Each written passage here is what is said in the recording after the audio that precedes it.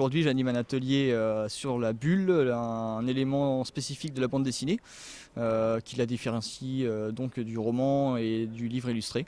À partir de là, avec le public, on s'est amusé à voir les différentes formes et les différentes utilisations de la bulle dans la bande dessinée. Il y a plein de manières de dire « j'ai faim ».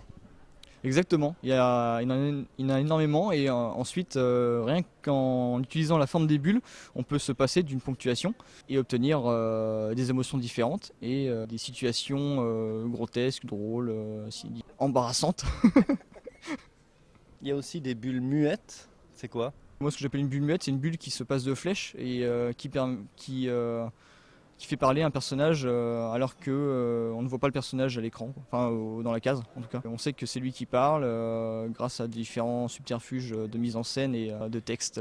Ça permet de faire des choses comiques, des choses dramatiques, de raconter, de montrer ce qu'il y a hors champ. Et donc d'obtenir encore un panel d'émotions différentes et de ne pas toujours utiliser les mêmes tricks et astuces de mise en scène qui permettent au lecteur de ne jamais s'ennuyer, parce qu'au final c'est bien ça le but, c'est que le lecteur il trouve son compte et que toi en tant qu'auteur de BD, metteur en scène, tu arrives à tenir en haleine le public. Là, c'est vrai qu'il y a beaucoup de significations différentes, rien qu'avec la forme de la bulle, avec la queue de la bulle et tout ça, mais il faut quand même savoir dessiner le reste quand même.